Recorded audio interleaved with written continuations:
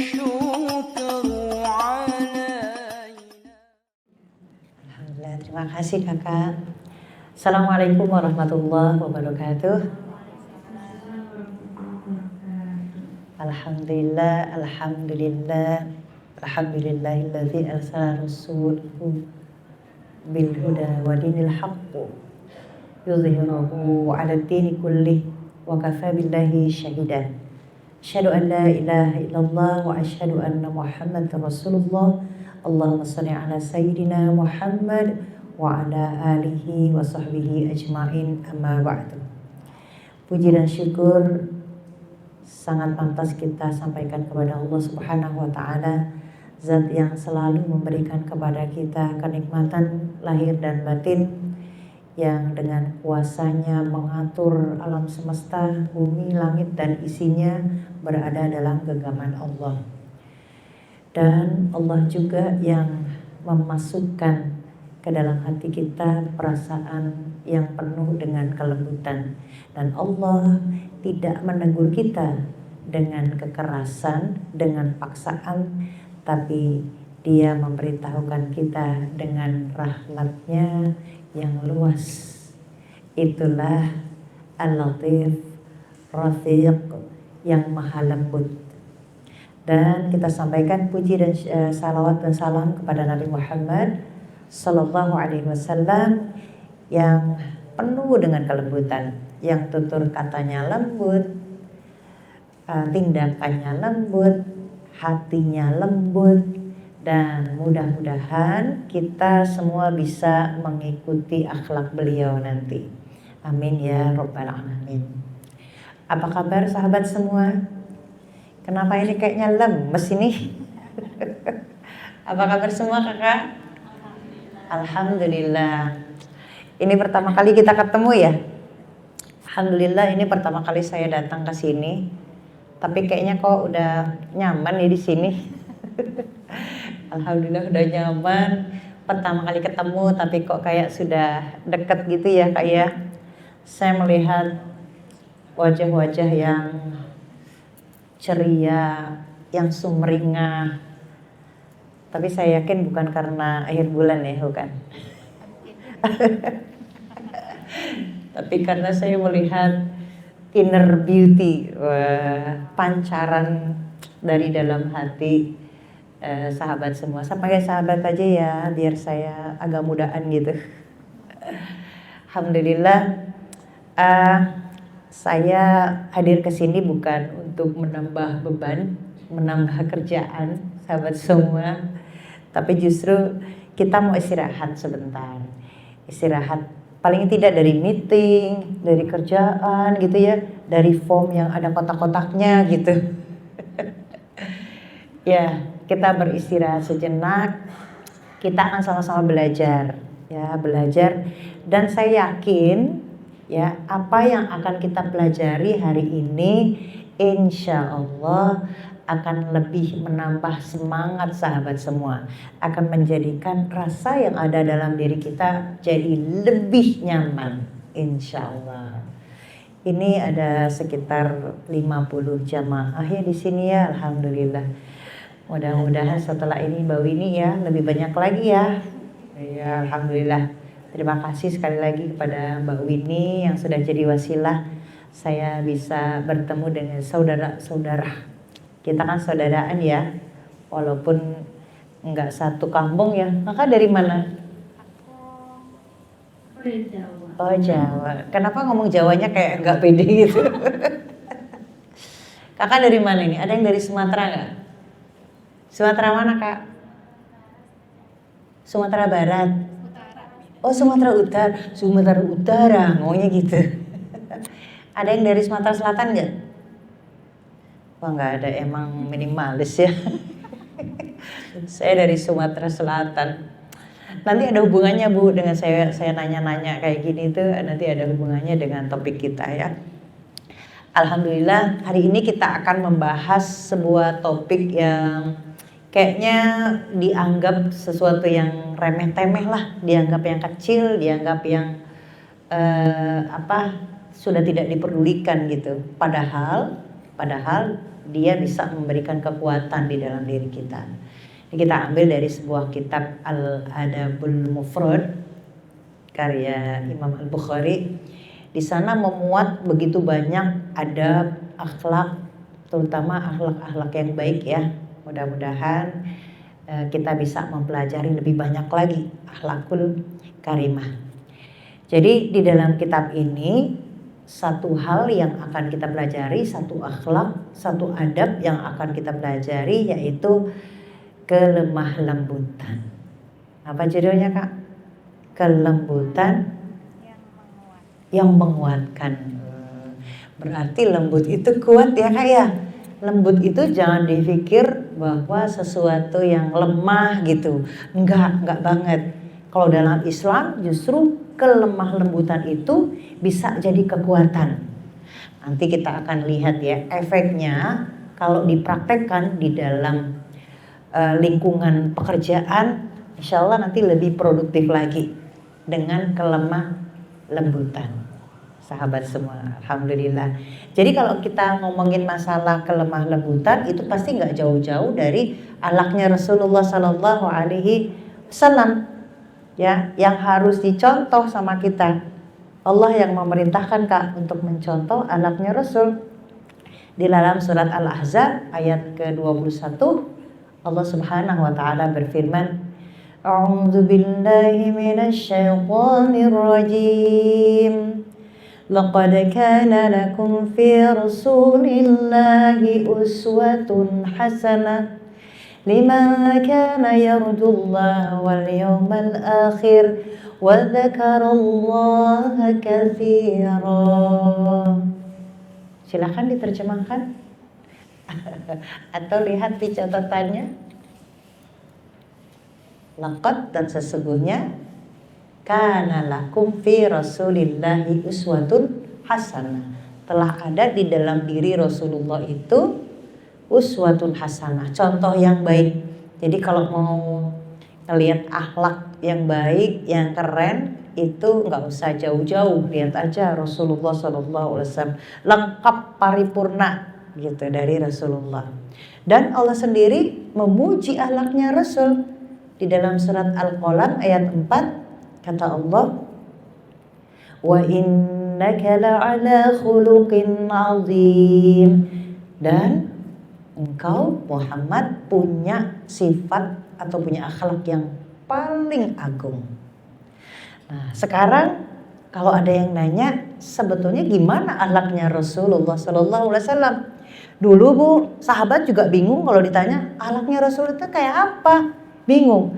Sampai seorang sahabat namanya Sa'ad bin Hisham ya bin Amr, dia datang ke Madinah. Cuman buat nanyain akhlaknya Rasul itu kayak apa. Nanyanya kepada Sayyidah Aisyah. Ditanya gimana akhlaknya Rasulullah. Tapi sama Aisyah dibalikin lagi, ditanya balik. Alastu taqra'ul Qur'an, kata Aisyah. Bukankah kamu juga baca Quran? Bingung kan saatnya. Qultu, dan aku berkata, bala, iya benar, aku baca Quran, kata Sa'ad. Lalu qalat Aisyah kemudian berkata lagi, fa inna khuluqan nabiyillahi sallallahu alaihi wasallam kana al-Quran. Sesungguhnya akhlaknya Rasul itu Al-Quran. Nah, kalau teman-teman ditanya, sahabat ditanya, seperti apa sih akhlak, disebut akhlak Al-Quran itu kayak apa Kak? Kenapa akhlaknya Rasul itu disebut seperti Al-Quran? Kira-kira apa Kak? Mungkin karena semua yang dilakukan oleh Rasul itu semua yang tertulis di Al-Quran. Masya Allah. Ada lagi nggak? Kalau dikasih hadiah pada semangat kali Kak. Ada hadiah nggak? Iya, karena akhlak-akhlak yang ada di Al-Quran itu kejujuran, amanah, kesabaran, kelemah lembutan, itu semua ada dalam diri Rasulullah Sallallahu Alaihi Wasallam. Ya kan Bu? Jadi kayak Al-Quran itu teorinya, Rasul itu prakteknya. Nah makanya disebut akhlaknya Rasul seperti Al-Quran. Wih dahsyat ya Bu. Kalau kita bagian yang mana yang kayak Al-Quran Bu? Teman-teman, sabarnya, lemah lembutnya, amanahnya. Kok ketawa kayak gak bisa jawab gitu ya? Ya Allah, kalau Rasul semuanya yang ada di dalam Al-Quran itu dilaksanakan oleh Rasulullah Sallallahu Alaihi Wasallam. Ya Allah. Dan pada hari ini kita akan belajar bagaimana kelemah lembutan Rasulullah Sallallahu Alaihi Wasallam yang harusnya bisa kita contoh. Karena kelemah lembutan itu kayak sebuah pintu yang akan kita buka untuk mendapatkan kekuatan. Dahsyat nggak tuh Kak? Keren ya. Jadi lemah lembut tapi bisa jadi kekuatan untuk kita. Saya yakin sahabat semua yang di kantor ya, mungkin baru pindah ke sini ya, itu pasti mungkin nggak punya masalah, ya kan Kak? Ya, masalah-masalah yang menuntut kita untuk menyelesaikannya dengan baik, untuk dapat solusi yang baik. Pasti banyak lah. Saya juga banyak banget dapat curhatan teman-teman kantor gitu ya. Ada yang baru mau istirahat gitu, udah dikasih tugas lagi, udah dikasih kerjaan lagi, baru aja nyampe rumah, kling ada WA, kamu sudah sampai mana? Tolong kerjain ini, filenya udah saya kirim gitu. Baik pak, santai aja, santai, nggak usah buru-buru, nanti malam tapi ya diserahin ke saya. Dan kayak gitu ya. Ya Allah, ada lagi yang meeting, ini waktunya udah makan siang nih, janjinya 1 jam meetingnya, udah lewat makan siang. Temennya bilang gini, 1 jamnya 1 jam akhirat katanya. Lama ya ternyata ya. Ya Allah, tapi insya Allah dengan mempelajari kelemah lembutan, teman-teman bisa lebih sabar nanti. Jadi kelemah lembutan di sini, teman-teman, nggak cuman dari cara kita bicara. Makanya kata Imam Al-Ghazali gini, tidak disebut lembut orang itu ketika dia cuman sopan ngomong gitu, nggak kayak gitu aja Kak. Ternyata lemah lembut itu bisa dari pikiran, pikiran juga bisa lemah lembut loh. Akhirnya artinya pikiran itu tuh nggak boleh ada sesuatu yang bisa merusak, nggak boleh. Dari tindakan, dari tutur kata, dari dia bermuamalah, nah itu yang disebut lemah lembut. Berarti aduh, susah ya? Susah. Teman-teman di sini kayaknya udah pada lemah lembut semua. Paling tidak dari senyumnya ya. Biasanya nih kakak yang dari Sumatera Utara ya. Sumatera Utara. Biasanya kita suka menyalahkan daerah, ya enggak? Aku udah dari sananya, dari Sumatera Utara. Saya juga dari Sumatera Selatan gitu. Ya udah bawaannya begitu. Dari lahir udah begitu katanya ya. Kayak padahal kelemah lembutan itu bisa dibentuk. Bisa dibentuk. Kayak kita punya selera aja Bu. Teman-teman punya selera apa musik ya? Dangdut, apa qosidah? Itu bisa dibentuk. Dulu waktu saya zaman di pesantren, saya tuh alergi banget sama dangdut. Gak suka banget dangdut, gak suka. Teman kan saya kalau di pesantren itu kan tempat tidurnya yang 2 ini kan Kak, 2 tempat tidur gitu. Dia di sebelah saya. Dia bawa tape, dulu kan zaman dulu masih cekrek, nggak ada CD gitu, nggak ada gitu, masih pakai kaset. Setiap hari dia muterin lagu Rhoma Irama itu, ada yang apalah macam-macam lah, ada yang penasaran lah, judulnya macam-macam. Karena keseringan, akhirnya jadi saya suka. Jadi lagu-lagu Rhoma Irama itu saya tahu gitu. Jadi apalagi yang kita punya niat untuk merubah sikap kita, itu bisa banget ya. Jadi kelemah lembutan itu bisa dibentuk ya. Jadi jangan berpikir bahwa hanya dalam berbicara atau kita sopan, silakan duduk di situ, enggak. Jadi kata Al-Ghazali, kelemah lembutan itu adalah rahmah. Rahmat itu kasih sayang lahir dari hati. Bu, kalau teman-teman melihat siapa namanya? Kakak Putri orangnya lemah lembut gitu ya.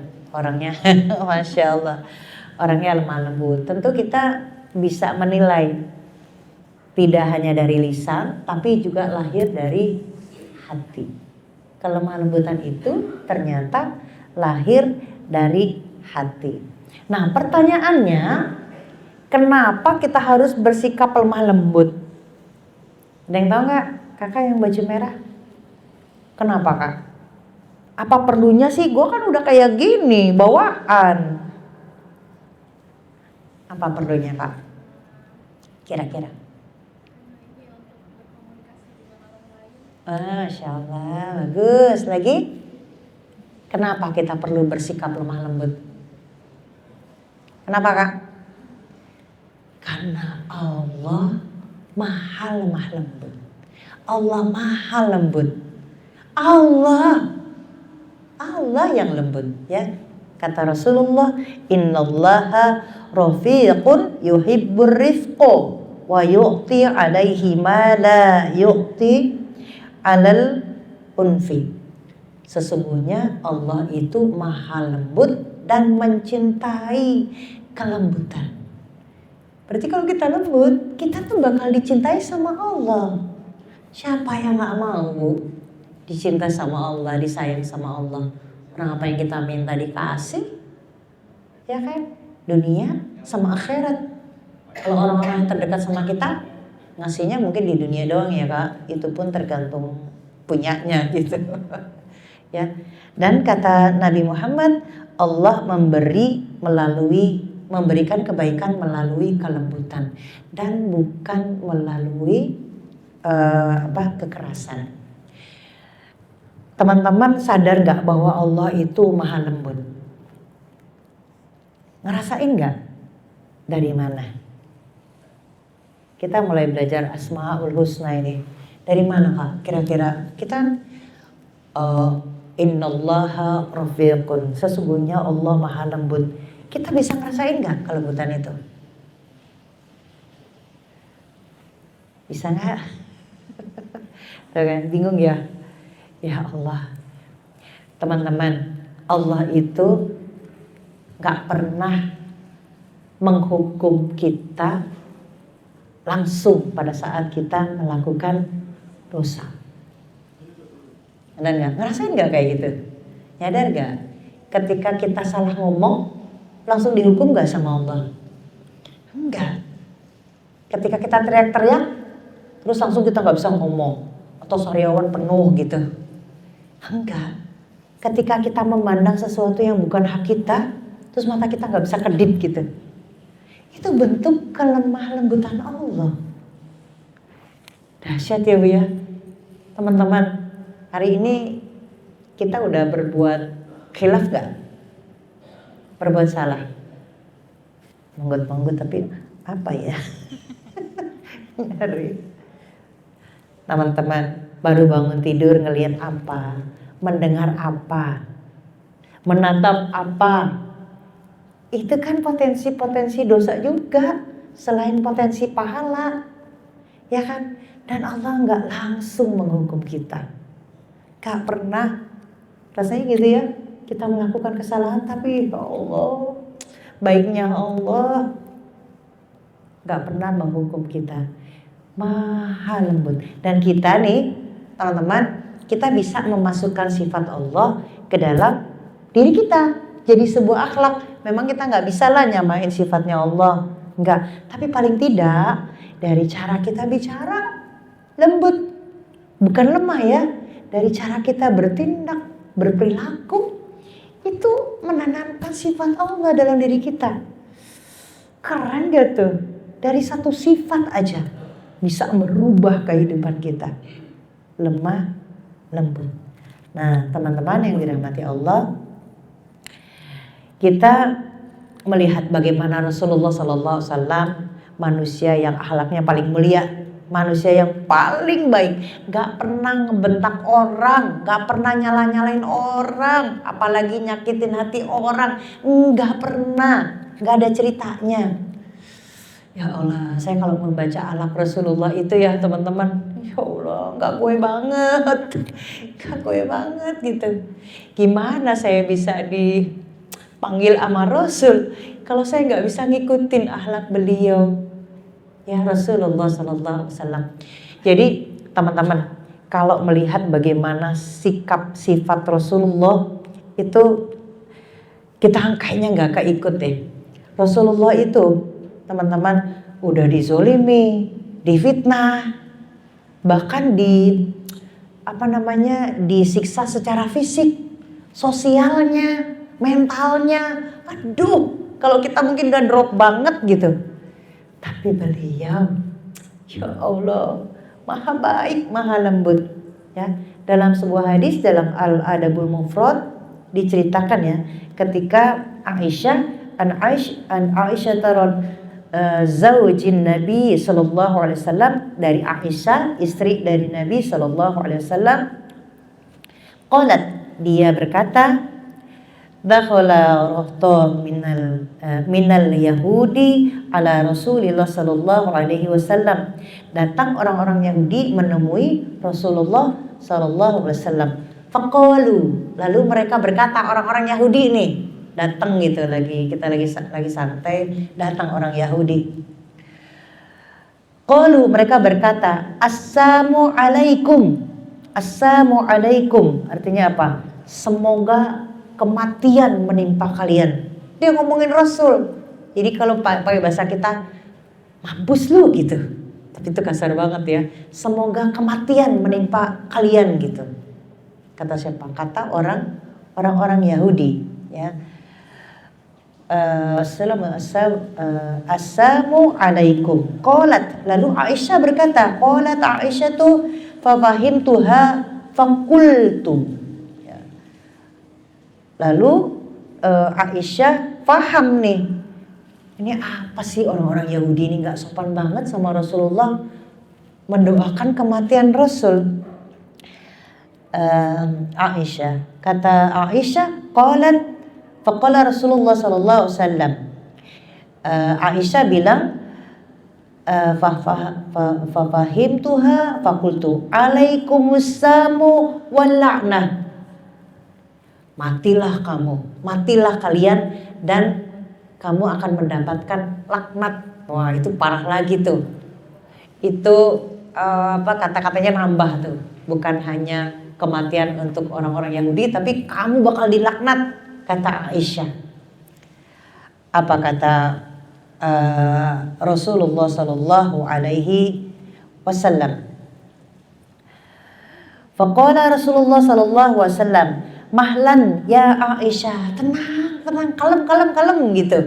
Udah, jangan emosi. Ditegur sama Rasulullah SAW. Aisyah yang tadi ngedoain supaya orang Yahudi dilaknat. Ya. Mahlan ya Aisyah, innallaha yuhibbur rifqo fil amri kulli. Sesungguhnya Allah menyukai kelembutan dalam segala hal.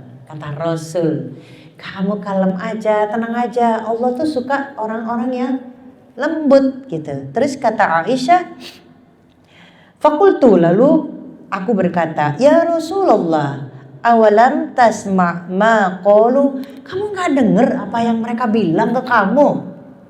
Qala Rasulullah Sallallahu Alaihi Wasallam, qad qultu wa alaikum. Aku sudah bilang, kamu juga begitu. Maksudnya Rasulullah bilang, ya kematian juga buat kamu.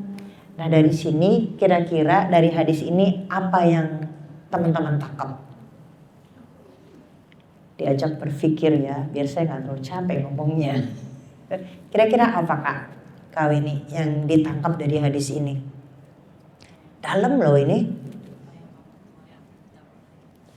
Ya, apa yang dituai ditabur lagi. Ada lagi? Kak? Apa kira-kira Kak?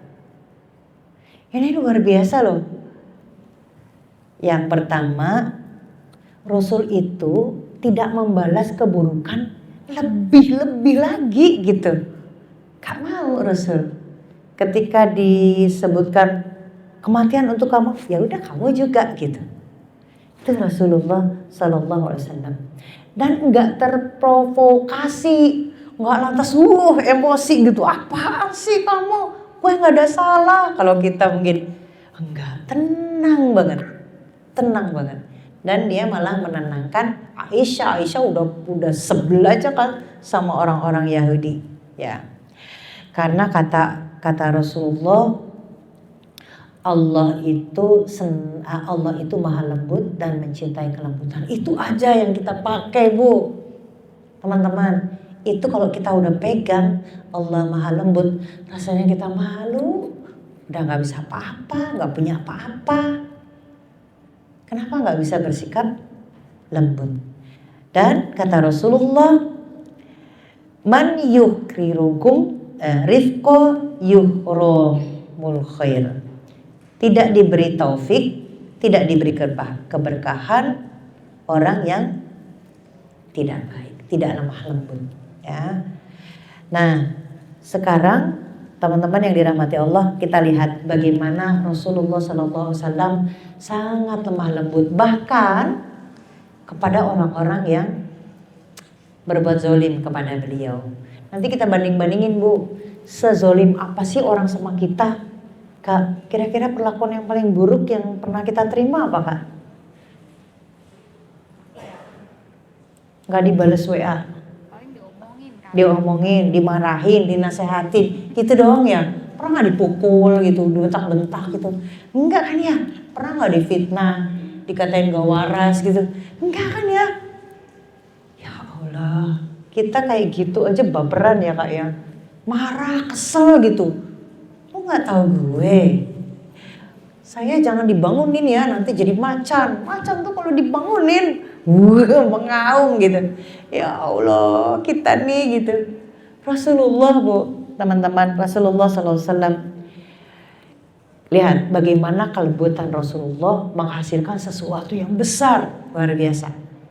Pasti teman-teman udah tahu ya hadis, ada orang Arab Baduy yang datang ke masjid, ujuk-ujuk pipis di pojok masjid gitu. Kan kalau kesel banget, masa masjid tempat sholat dipakai buat pipis gitu. Oh, teman-teman sahabat sih udah ngeluarin pedang gitu. Sabar, tenang gitu. Rasulullah nggak mau mempermalukan orang. Dipanggil, kamu tahu ini tempat sholat, tempat beribadah kepada Allah. Sampai orang Baduy itu bilang gini, ya Allah, berikan keselamatan hanya untuk aku dan Muhammad. Jadi yang lain jangan dikasih selamat katanya. Kata orang Baduy, kesel. Kelembutan Rasulullah SAW membuat orang menjadi tersentuh. Juga ketika Rasulullah sedang ada di mimbar, Bu, kan pakai shell gitu ya. Ada orang Yahudi ditarik, Bu, sampai sininya merah. Apa yang dilakukan Rasul? Ketika sahabat bilang, kamu berani ya gitu. Jangan. Kasih aja. Ya Allah. Apa efek dari kelemah lembutan Rasul? Orang tersebut masuk Islam. Ya Allah, Rasulullah Sallallahu Alaihi Wasallam. Ketika Rasulullah berada di Taif, Ibu pasti tahu ya ceritanya. Bagaimana beliau pada saat itu dilempari dengan batu, disebut gila. Kalau Rasulullah mau ditawari sama malaikat untuk menghancurkan negeri itu, ya udah hancur. Tapi Rasulullah bilang, jangan. Siapa tahu nanti di antara mereka ada keturunannya yang beriman kepada Allah. Ya Allah, Rasulullah Sallallahu Alaihi Wasallam. Padahal beliau manusia yang paling mulia, yang udah pasti masuk surga, jaminannya masuk surga, yang ibadahnya paling bagus, paling banyak. Itu aja luar biasa menghadapi orang-orang yang menzolimi beliau. Ya Allah. Dan pada puncak kelemah lembutan itu, teman-teman tahu peristiwa Rasulullah kembali ke Mekah ya, ada Fathu Mekah. Pada saat beliau kembali ke Mekah dengan kemenangan, kan beliau sudah banyak nih pasukannya, udah banyak orang-orang yang beriman pada saat itu Kak. Datang ke Mekah, itu pembesar-pembesar Quraisy itu kebayang Kak, Islam sudah menang, Mekah udah diambil kembali, ciut langsung, ada yang ngumpet, ada yang lari, wah pokoknya mereka ketakutan. Kenapa? Rasulullah bisa melakukan apa saja terhadap mereka. Lalu mereka bilang, Muhammad, kita mau diapain nih? Kita mau diapain? Kamu udah berkuasa. Apakah Rasulullah menghukum mereka? Ternyata enggak, kata Rasul. Yang mau memeluk agama Islam, mengikuti ajaranku, silakan stay here. Tapi yang nggak mau, go out. Cuman itu, teman-teman, padahal perlakuan mereka terhadap Rasulullah, ya Allah, jahat banget gitu. Tidak hanya kepada Rasul, pada sahabat, kepada keluarganya. Tapi Rasulullah bilang, yang nggak mau ikut silahkan pergi aja. Itu kelemah lembutannya Rasulullah Sallallahu Alaihi Wasallam, itu puncaknya Bu. Jadi kalau kita bandingkan dengan diri kita, kira-kira beda-beda tipis nggak Bu? Teman-teman, beda tipis nggak? Ada beda atau beda tebel? Ya Allah, itu kalau kita bandingkan dengan diri kita ya, diperlakukan dengan tidak adil aja langsung bilang astagfirullah. Astagfirullahnya bukan minta ampun tapi Kak, astagfirullahnya kesel gitu. Astagfirullah, ini orang gak tahu kali ya gitu. Kita tuh gak ada bandingannya sama Rasulullah Sallallahu Alaihi Wasallam. Nabi Sallallahu Alaihi Wasallam ketika dizolimi malah ngedoain. Kalau kita difitnah atau diperlakukan tidak adil, diperlakukan kasar, kita ngedoain nggak? Ngedoain nggak? Ya doain, ya Allah. Kenapa kita doain? Karena sejatinya doa yang kita panjatkan akan balik ke diri kita. Balik Bu, gitu. Kebayang kalau teman-teman ngedoain sesuatu yang buruk sama orang, balik ke kita. Ya Allah, yang rugi siapa Kak? Kita yang rugi. Nah itu tadi ya, mudah-mudahan kita bisa ya menghiasi kehidupan kita dengan akhlak Rasulullah Sallallahu Alaihi Wasallam. Jadi sekarang kalau menemukan ketidakadilan atau perlakuan atau sikut sana sikut sini di antara teman-teman satu lingkungan kantor, senyumin aja. Karena Allah Maha Adil, akan kebuka bagaimana balasan Allah nanti yang akan dia dapetin. Jadi gantungin sama Allah aja. Kita nggak perlu dinilai. Penilaian manusia itu kadang-kadang nggak konsisten. Kadang-kadang dia bilang kita baik kalau ngasih makanan. Kadang-kadang dia bilang dermawan kalau dibeliin makan siang. Coba kalau enggak, kita nggak baik Pak. Jadi nggak konsisten. Tapi penilaian Allah yang kita butuhkan. Insya Allah mudah-mudahan teman-teman yang ada di sini bisa meniru atau menadani akhlak Rasulullah Sallallahu Alaihi Wasallam.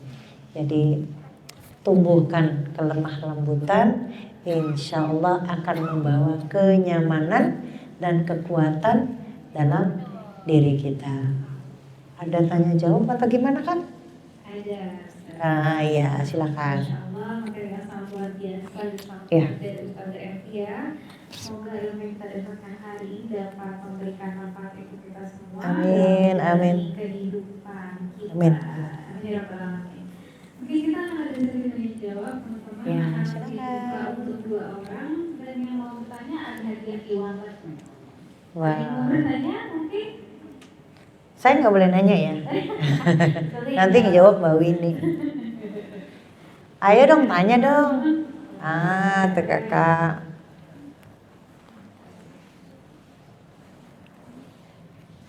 Baik, bismillahirrahmanirrahim. Assalamualaikum warahmatullahi wabarakatuh. Waalaikumsalam warahmatullahi wabarakatuh. Ustazah izin bertanya, kalau meneladani Rasulullah kan memang kita memang diperintahkan ya dari Iya. di ayat Al-Quran bahwa disebutkan suri tauladan itu ya Nabi Muhammad gitu ya. Nah, bagaimana cara mengajarkan ini kepada anak-anak gitu ya? Karena anak-anak kan ini pola pikirnya masih Iya. sangat luas gitu ya Ustazah ya. Pernah disitu sama anak-anak ini Ustazah, Umi kalau Nabi kan udah dijaga sama Allah gitu, bahkan hatinya kan sempat dicuci ya, dan memang sudah dijamin masuk surga dan manusia pilihan gitu. Apakah kita bisa gitu mencontoh yang memang terhadap manusia yang memang pilihan Allah gitu? Pertanyaan anak saya gitu Ustazah. Nah, gimana memberikan pemahaman gitu kepada anak-anak yang bisa masuk gitu kepada segmen anak-anak bahwa memang ya sebagai teladan itu ya Nabi Muhammad itu di tengah pikiran mereka bahwa ya Nabi Muhammad ini manusia pilihan gitu yang kita tuh jauh ya tadi seperti saya bilang tebal gitu ya perbedaannya sama Nabi seperti Iya. itu. Mohon maafnya Ustazah. Masya Allah. Iya. Sudah izin Oh iya, silakan. Bismillahirrahmanirrahim. Saya izin bertanya juga. Kalau saya mencermatinya, kalau ada Rasulullah itu bagaimana ya kita mengimplementasikan di kehidupan kita saat ini, misalnya. Karena kan kita lihat ya, era sekarang ini tuh yang jahat itu justru sekarang tangan ya. Gitu. Bahkan di media sosial itu segala sesuatu dikomentari di sisi negatif yang sangat berlebihan. Ini kan juga dampaknya tentu akan banyak sekali, terutama bagi tadi seperti akan saya bilang untuk anak-anak yang masih kecil.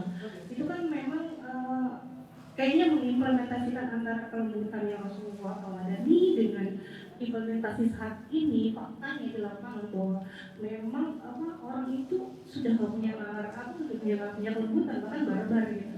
Bahkan kalau ada istilah kalau kita nggak kuat kita akan dihajar dengan kuat, itu pasti akan menang.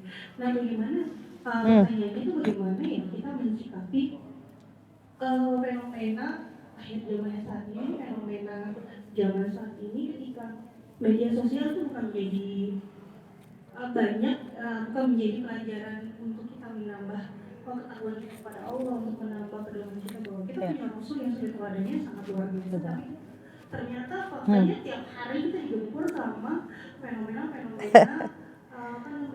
curhatan atau apapun di media sosial itu yang sangat kasar. Iya. Tips-tipsnya itu. Ya, terus saja. Terima kasih. Waalaikumsalam warahmatullahi wabarakatuh. Kayaknya berhubungan ya pertanyaan kakak yang berdua ini. Baik, ini merupakan PR dan tugas kita bersama, terutama untuk anak-anak kita. Ya, kalau kita mencermati bagaimana sosok Rasulullah SAW, sebetulnya dalam diri Rasulullah itu paripurna, lengkap banget. Beliau sebagai ayah, sebagai kakek, sebagai anak kecil ketika ada di sirah itu ya, sebagai remaja, sebagai pebisnis, semua lengkap profesi yang ada dalam diri beliau.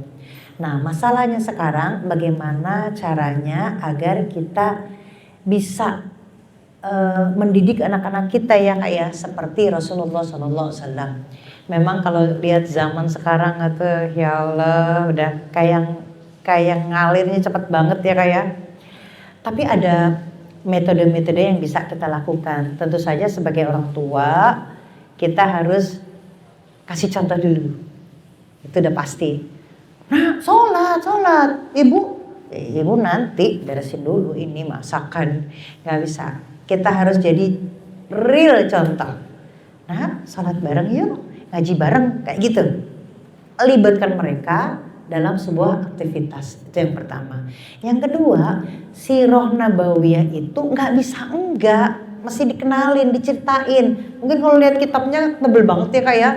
Ceritain dengan bahasa mereka. Jangan pada saat itu ada Fatul Mekah dan Rasulullah. Jangan gitu. Makanya kita belajar. Sampaikan dengan bahasanya mereka, bahasa anak. Seru banget. Dede, ini mama ceritain. Dulu ya, ternyata Rasulullah itu, ini ada public speaking nih. Terus belajar ya, storytelling ini ya. Belajar kayak gitu. Nah, yang ketiga, tanamkan sifat kejujuran dengan praktek. Kalau perlu, anak-anak tuh suka dikasih reward. Yang jujur, yang amanah, yang sabar gitu. Yang isi koma. Anaknya umur berapa Kakak? Ada 3. Oh ada 3. Yang paling kecil 5 tahun. Ya Allah itu masa-masa golden age itu ya, benar-benar ya. Kenalkan Rasulullah sejak dini. Ya, jadi itu tadi ajak mereka mengenal Rasul dengan bahasa mereka. Jangan ditakut-takutin gitu. Kita juga bisa loh nanti kayak Rasulullah SAW. Kita juga bisa loh jadi pilihan. Surga bukan cuma milik Rasul, kita juga. Nanti kita bisa ikut karena yang kita cintai nanti akan bersama kita di akhirat. Kebayang nggak teman-teman? Kalau anak-anak sekarang cintanya sama siapa yang orang Korea itu? BTS. Kebayang nggak kalau anak-anak idolanya BTS? Pakai hadis ini. Yang kita cintai akan bersama kita nanti di akhirat. Kebayang kan? Orang-orang yang bukan Islam diikutin sama anak-anak kita. Ajarkan mereka kelemah lembutan karena kelemah lembutan itu jadi sebuah komunikasi yang bakal masuk. Tapi jangan cuman caranya aja yang lemah lembut, kontennya keras, ngomongnya lembut. Nah, kamu tuh ya kalau nggak sholat masuk neraka nanti. Neraka itu ya di sana ada bara api, ada ditakutin, tapi caranya lembut. Nggak gitu, kontennya juga harus lembut. Itu PR banget ya, kelemah lembutan. Saya punya anak juga 4. Anak saya yang paling kecil cerita sama temannya. Ibu aku tuh kalau ngomong lembut banget katanya. Tapi kalau ngomongnya lekit.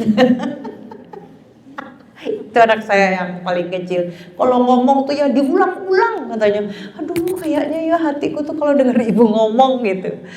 Ternyata ya Bu, saya juga belum mampu berkomunikasi dengan anak ya. Jangan dikira saya sudah lemah lembut, belum. Tapi kita sama-sama belajar. Dan yang pasti doakan terus. Anak-anak tuh didoain terus. Kita tidak bisa menjaga mereka untuk gak buka YouTube, gak buka media-media yang lain, gak bisa. Tapi titipkan penjagaan mereka kepada Allah. Ya Allah, yang maha menyaksikan, yang maha melihat, yang maha melindungi, yang maha menjaga. Hamba titipkan anak-anak kepadamu ya Allah. Anak yang ada di negara orang misalnya. Emang kita mau video call terus? Enggak. Anak yang ada di kamar, emang kita ketok-ketok terus? Enggak. Tapi doakan semoga anak kita bisa dijaga oleh Allah. Kayak begitu Kakak. Alhamdulillah. Baik, terima kasih Bunda. Sama-sama. Semoga bisa membantu kita semua dalam menjaga kehidupan. Amin. Alhamdulillah teman-teman, kita sudah sampai di penghujung acara. Sebelum kita tutup akan ada pembacaan doa penutup dari Ustaz Zahra FI. Pada Ustaz. Baik, mohon maaf Ibu yang mau sholat ya, tanpa saya tutup ya. Ya baik, kita memohon kepada Allah, mengangkat tangan kita, fokuskan hati dan pikiran kita agar doa-doa yang kita panjatkan diijabah oleh Allah Subhanahu wa taala. Ala hadiniya al-Fatihah. A'udzubillahi minasyaitonirrajim. Bismillahirrahmanirrahim. Alhamdulillahirabbil alamin arrahmanirrahim maliki yaumiddin. Iyyaka na'budu wa iyyaka nasta'in. Ihdinas siratal mustaqim. Siratal ladzina an'amta 'alaihim ghairil maghdubi 'alaihim waladdallin. Amin. A'udzubillahi minasyaitonirrajim. Bismillahirrahmanirrahim. Hamdan syakirin, hamdan na'imin, hamdan yuafi ni'amahu wa yukafi mazidah. Ya Rabbana lakal hamdu wa lakal syukru kama yanbaghi li jalali wajhikal karimi wa azimi sultanik. Allahumma salli ala Sayyidina Muhammad wa ala ali Sayyidina Muhammad. Ya Allah, pada hari ini kami berkumpul bersama-sama. Kami sedang mempelajari ayat-ayat-Mu ya Allah, menyebut nama-nama-Mu ya Allah. Berikan kepada kami pintu surga seluas-luasnya, karena kami sekarang sedang mengetuk-ngetuk pintu surga itu. Ya Allah, di dalam rutinitas yang kami lakukan setiap hari, terkadang ada lelah, ada lemah, dan kami harus menyelesaikan semua pekerjaan itu. Tapi ya Allah, Engkau maha menjaga kami. Engkau tahu lelah kami ya Allah. Jadikan lelah itu menjadi pahala di sisi-Mu. Kuatkan hati kami ya Allah. Kuatkan keimanan kami ya Allah, agar ibadah yang kami lakukan bernilai pahala di sisi-Mu. Ya Rabb, berikan kami kelembutan di dalam sikap kami, tutur kata kami, dan tindakan kami, agar kami bisa menjadi hamba yang Engkau cintai. Kami ingin terus tetap melangkah ya Allah, dengan tuntunan-Mu menuju jalan yang Engkau ridhoi. Rabbana atina fid dunya hasanah wa fil akhirati hasanah wa qina adzabannar wa qina adzabannar wa qina adzabannar. Subhana rabbika rabbil izzati amma yasifun, wassalamun alal mursalin, walhamdulillahi rabbil alamin. Assalamualaikum warahmatullahi wabarakatuh.